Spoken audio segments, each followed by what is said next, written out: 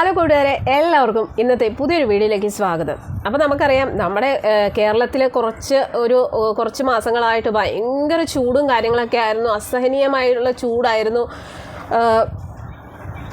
സൂര്യാഘാതമേറ്റ് കുറേയധികം ആൾക്കാർ മരിക്കുകയൊക്കെ ഉണ്ടായി. അപ്പോൾ നമുക്ക് ഒട്ടും സഹിക്കാൻ പറ്റാത്ത ചൂടും കാര്യങ്ങളൊക്കെ ആയിരുന്നു. അപ്പോൾ ഇപ്പോൾ കുറച്ച് ദിവസങ്ങളായിട്ട് ചെറിയൊരു എന്താ പറയുക, നമുക്കൊക്കെ സുഖം പകരുന്ന ഒരു ചെറിയ രീതിയിലുള്ള മഴയും കാര്യങ്ങളൊക്കെ ഉണ്ടായി അല്ലേ. അപ്പോൾ അതിനുള്ള മെയിൻ കാരണം എന്ന് പറയുന്നത് എല്ലാവരും പറയുന്നതാണ് കേട്ടോ. നമ്മുടെ മുഖ്യമന്ത്രി പിണറായി വിജയൻ സാറ് കുറച്ച് ദിവസങ്ങളായിട്ട് നമ്മുടെ കേരളത്തിലില്ല. അദ്ദേഹം ഒരു യാത്ര, അതായത് ഒരു ഫാമിലി ആയിട്ടുള്ളൊരു ടൂറ് പോയിരിക്കുകയാണ്. അപ്പോൾ അദ്ദേഹം കേരളത്തിൽ നിന്ന് പോയതിന് ശേഷമാണ് സത്യം പറഞ്ഞാൽ നമ്മുടെ കേരളത്തിൽ നല്ല തണുപ്പുള്ള മഴ പെയ്തു എന്നാണ് എല്ലാവരും പറയുന്നത്. അപ്പോൾ ഒന്ന് ആലോചിച്ച് നോക്കിയപ്പോൾ ശരിയാണ്, കറക്റ്റാണ്. നമ്മൾ കുറേ ആയിട്ട് നമ്മൾ ഈ ഒരു ചൂട് നമുക്ക് സഹിക്കാൻ പറ്റുന്നില്ല.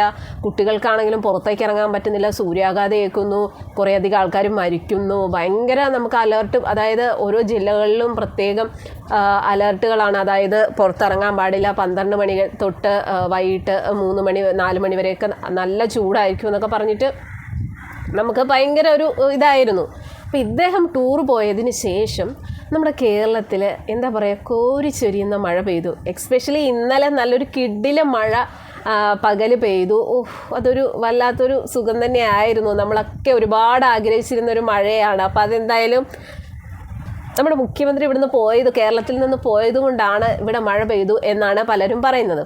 അപ്പം നമ്മുടെ മുഖ്യമന്ത്രി പോയത് എങ്ങോട്ടാണ്? നേരെ ഇന്തോനേഷ്യയിലോട്ട്. അപ്പോൾ അവിടെ പ്രശ്നങ്ങൾ തുടങ്ങി. വെള്ളപ്പൊക്കം, ഉരുളുപൊട്ടി, എന്തോ ലാവ ഒഴുകി വന്നു, 10-28 പേര് മരിച്ചു. ഒന്ന് ആലോചിച്ച് നോക്കണം. നമ്മുടെ ഇവിടുന്ന് മുഖ്യമന്ത്രി പോയപ്പോഴത്തേക്കും നമുക്കിവിടെ കേരളത്തിൽ ഏകദേശം ഒരു ചൂടിന് കുറച്ചൊക്കെ ആശ്വാസം ഉണ്ടായി, മഴയൊക്കെ പെയ്തു.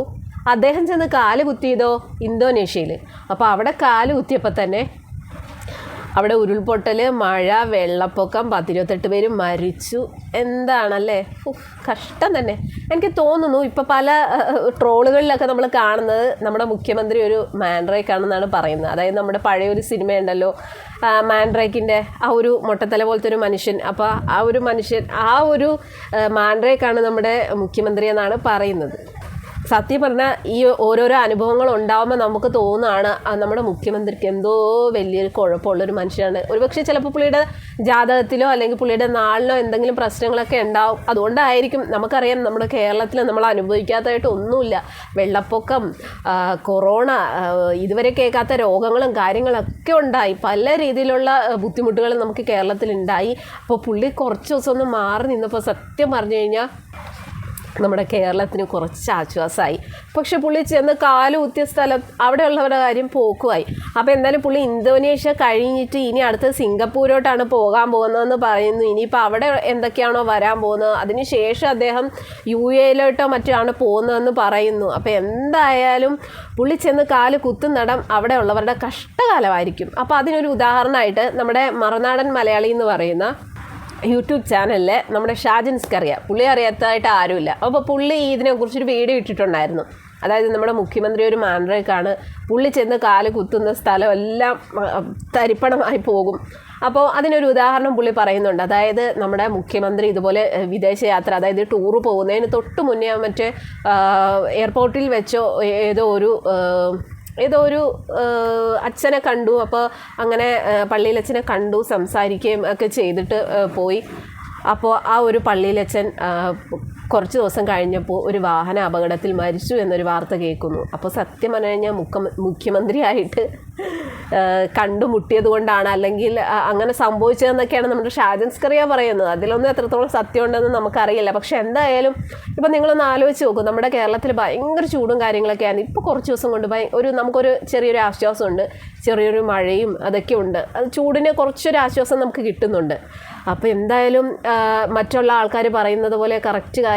മുഖ്യമന്ത്രി നമ്മുടെ കേരളത്തിൽ നിന്ന് പോയപ്പോൾ കേരളത്തിൽ പതുക്കെ നല്ല അന്തരീക്ഷം വരാൻ തുടങ്ങി.